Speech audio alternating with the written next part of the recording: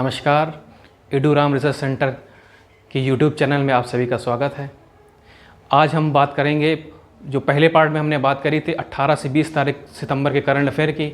आज हम बात करेंगे 21 से 24 तारीख तक के बीच में करंट अफेयर, जो कि पूरे सप्ताह का निचोड़ है, इसके बारे में बताएंगे। तो शुरू करें। 21 सितंबर को विश्व अल्जाइमर दिवस के रूप में मनाया जाता है। अल्जाइमर एक दिमाग से संबंधित बीमारी है, जिसमें लोग कहते हैं कि उम्र के साथ साथ आदमी की याददाश्त कमज़ोर हो जाती है, भूलने लगता है। लेकिन अभी हाल ही शोध में पता चला है कि ये केवल ना बुज़ुर्गों में नहीं, अब जवान लोगों में भी ये बीमारी शुरू हो गई है। तो इसी को जागरूकता के लिए 21 तारीख को विश्व अल्जाइमर दिवस के रूप में मनाया जाता है। और हाल ही में अभी ये ऑस्कर के लिए नामित हुई फिल्म, गुजरात की एक फिल्म है छेलो सो, इसको ऑस्कर के लिए नामित किया गया। ये भारत की एकमात्र फिल्म है जिसको ऑस्कर के लिए चुना गया है। ये RRR और बाकी फिल्मों को पीछे छोड़ते हुए छेलो सो को नामित किया गया है। और विश्व शांति दिवस, जिसका इस बार की थीम थी कि एंड रेसिज्म और बिल्ड पीस। एंड रेसिज्म मतलब जातिवाद का खात्मा और शांति को बढ़ावा देना। और हाल ही में अभी अगर जैसे आपसे पूछा जाए कि प्रतिष्ठित स्मिता पाटिल मेमोरियल अवार्ड किसको दिया गया, तो आलिया भट्ट जी को दिया गया। इनका जो इसलिए इनको दिया गया है क्योंकि इन्होंने भारतीय सिनेमा के लिए एक महत्वपूर्ण योगदान दिया गया है, उसके लिए इनको दिया जा रहा है। और आम लोगों की शिकायतों के लिए CM द हैसी पोर्टल की शुरुआत की है मणिपुर सरकार द्वारा। और ग्लोबल क्लीन एनर्जी फोरम का प्रतिनिधित्व करेंगे हमारे विज्ञान और प्रौद्योगिकी के मंत्री केंद्र के डॉक्टर जितेंद्र सिंह। अभी अगर इसे आपसे पूछा जाए कि हाल ही में अडानी ने 325 मेगावाट की पवन ऊर्जा परियोजना कहाँ पे शुरुआत करने वाला है, तो मध्य प्रदेश में अडानी ग्रुप पवन ऊर्जा की परियोजना शुरू करने जा रहा है। और हाल ही में बांग्लादेश के क्रिकेटर एक हैं रूबल हुसैन, जिन्होंने अभी टेस्ट क्रिकेट से संन्यास ले लिया गया। और एक और हमारे भारतीय क्रिकेटर सुरेश रैना जी, उन्होंने क्रिकेट के सभी प्रारूपों से रिटायरमेंट ले लिया है। उत्तर प्रदेश के किस शहर को SCO द्वारा पर्यटन और सांस्कृतिक राजधानी घोषित किया गया है, तो यूपी का शहर है वाराणसी या बनारस, उसे घोषित किया गया है। और भूतपूर्व कल्याण सैनिक विभाग के सचिव विजय कुमार होंगे। अब आते हैं 22 सितंबर में, तो 22 सितंबर को विश्व गुलाब दिवस और विश्व राइनो दिवस दोनों के रूप में मनाया जाता है। विश्व राइनो दिवस इसलिए मनाया जाता है कि राइनो के प्रति लोगों की जागरूकता बढ़ाने के लिए। और भारत में एक सींग वाला राइनो पाया जाता है, जो कि लुप्तप्राय होता जा रहा है दुनिया से। तो भारत में भी असम और पश्चिम बंगाल, यही सबसे अधिक मात्रा में एक सींग वाले राइनो पाए जाते हैं। और हाल ही में अगर आपसे पूछा जाए कि PM केयर फंड के नए ट्रस्टी कौन होंगे, तो रतन टाटा, ये PM केयर्स के नए ट्रस्टी इनको बनाया गया है। और चेन्नई ओपन, जो कि टेनिस का एक गेम है, उसमें लिंडा फ्रूटोटोरवा, जो कि चेक गणराज्य की एक महिला टेनिस खिलाड़ी हैं, इन्होंने चेन्नई ओपन का खिताब जीता इस बार का। और हाल ही में INS अजय 32 साल की सेवा के बाद नौसेना से इसे रिटायर कर दिया गया। INS अजय, जो स्वतंत्र भारत का निर्माण में निर्मित पहला युद्धपोत है, इसे हाल ही में नौसेना द्वारा सेवा मुक्त कर दिया गया। और अगर बात करें ADB यानी एशियन डेवलपमेंट बैंक, उसी के अनुसार भारत की 2022-23 की GDP विकास दर इस बार की क्या होगी, जो कि अनुमानित है वो लगभग 7% होगी। भारत में पहला MotoGP चैंपियनशिप आयोजित किया जाएगा योगी सरकार द्वारा।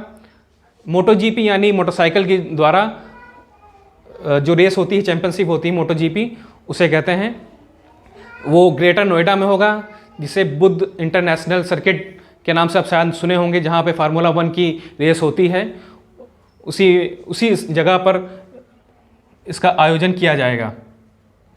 इसरो द्वारा ने हाल ही में एक हाइब्रिड मोटर का सफल परीक्षण किया गया। और चमड़ा उद्योग कौशल को बढ़ावा देने के लिए स्केल ऐप लॉन्च किया है धर्मेंद्र प्रधान जी द्वारा। स्केल ऐप का मतलब है skill certification assessment for leather employment, इसका फुल फॉर्म है। इसका फुल फॉर्म जरूर आप इसका नोट कर लीजिए, हो सकता है आने वाले एग्ज़ाम में आपसे ये पूछा जाए। और हाल ही में एक महोत्सव मनाया गया, पोंग लॉपसोल महोत्सव, जो कि सिक्किम में मनाया गया है। अभी केसीसी का डिजिटलीकरण किया गया है यूनियन बैंक के द्वारा। और हाल ही में एक देश है जिसने अपने राजधानी का नाम फिर से बदल दिया है, जिसका नाम जो है कजाकिस्तान। अब उसकी राजधानी का नया नाम होगा अस्ताना। 2019 से पहले इसे अस्ताना के ही नाम से जाना जाता था, लेकिन बाद में कजाकिस्तान ने इसका नाम बदल के नूर सुल्तान कर दिया था। नूर सुल्तान कजाकिस्तान के पहले प्रेसिडेंट थे, जिन्हीं के नाम पर नूर सुल्तान रखा गया था, लेकिन इस बार फिर से उसका नाम बदल के अस्ताना कर दिया गया है। और मैक्स लाइफ इंश्योरेंस द्वारा नया ब्रांड एम्बेसडर चुना गया है क्रिकेटर रोहित शर्मा और उनकी पत्नी रितिका को। और राष्ट्रीय सुशासन केंद्र के नए महानिदेशक चुने गए हैं भारत लाल। और 23 सितंबर को ही अंतर्राष्ट्रीय सांकेतिक भाषा दिवस और राष्ट्रीय सिनेमा दिवस दोनों ही मनाए जाते हैं। राष्ट्रीय सिनेमा दिवस इसलिए हाल ही में शुरू किया गया क्योंकि कोरोना पैंडेमिक के बाद से काफ़ी लंबे समय तक सिनेमा हॉल बंद रहे और काफ़ी फिल्में बंद रहीं, तो उसी को जागरूकता बढ़ाने के लिए राष्ट्रीय सिनेमा दिवस के रूप में मनाया गया। और इसमें काफ़ी छूट भी दी गई कि लोग सिनेमा जाएं और पिक्चर देखें। और राष्ट्र को अपना पहला डुगोंग संरक्षण रिजर्व मिला।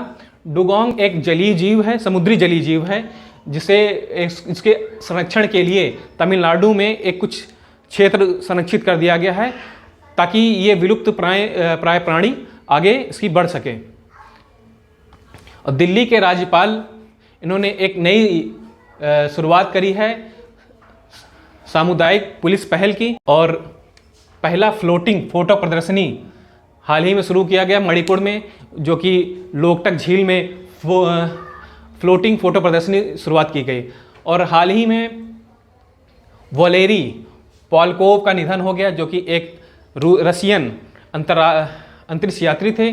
ये इसलिए मशहूर हैं क्योंकि ये ऐसे अंतरिक्ष यात्री हैं जिन्होंने सबसे लंबे समय तक अंतरिक्ष में अकेले ही समय बिताया है वहाँ पर। और हाल ही में प्लास्टिक प्रदूषण को खत्म करने के लिए एनसीसी ने यूएनईपी के साथ एक समझौता किया है।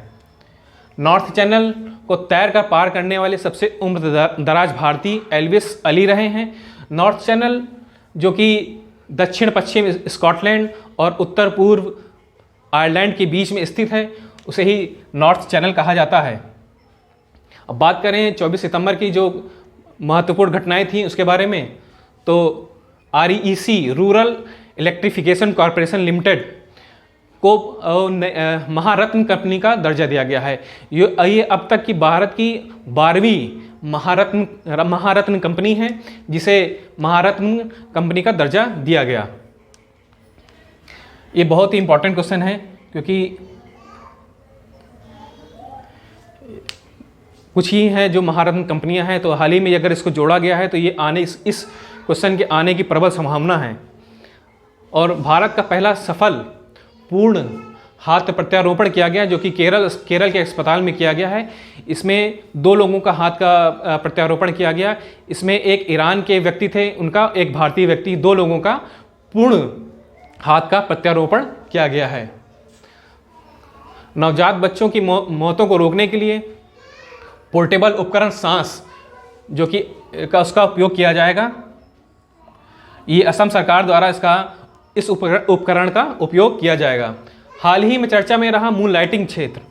मून लाइटिंग शब्द जो है किस क्षेत्र से संबंधित है? तो ये रोजगार से संबंधित है, जो कि विप्रो कंपनी में कि कुछ एम्प्लॉई दूसरे कंपनी के एम्प्लॉइयों के लिए दूसरी कंपनी के लिए काम करने लगे थे। इसी के लिए विप्रो कंपनी ने उन लोगों को हटा दिया। और तो ये काफ़ी हाल ही में चर्चा का विषय रहा कि मून लाइटिंग क्या है। तो मून लाइटिंग वही है कि विप्रो कंपनी द्वारा हटाए गए कर्मचारियों को ही कहा गया है। और सुप्रीम कोर्ट ने इंडियन ओलंपिक एसोसिएशन के संविधान में संशोधन के लिए एक नियुक्ति की है जस्टिस एल नागेश्वर राव की। जस्टिस एल नागेश्वर राव की नियुक्ति की गई है, जो कि आईओए के संविधान में संशोधन करेंगे। और हाल ही में योगी जी की सरकार द्वारा विधानसभा में महिलाओं के लिए एक दिन आरक्षित किया गया है, जो कि 22 सितंबर है। इस दिन केवल महिलाएं ही इस दिन अपना क्वेश्चन पूछेंगी, महिलाएं ही इसमें जवाब देंगी। इसीलिए योगी सरकार द्वारा एक अच्छी पहल शुरू की गई है कि महिलाओं को बढ़ावा देने के लिए ये इसको शुरू किया गया है। और 2023 ब्रिक्स के शिखर सम्मेलन की अध्यक्षता इस बार साउथ अफ्रीका करेगा। ब्रिक्स का मुख्यालय बीजिंग चाइना में है।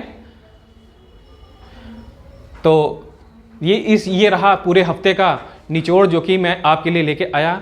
और वीडियो में अंत तक बने रहने के लिए आपका बहुत बहुत धन्यवाद। इस वीडियो को लाइक, शेयर और सब्सक्राइब करें। मिलते हैं अगले वीडियो में, तब तक के लिए जय हिंद, जय भारत।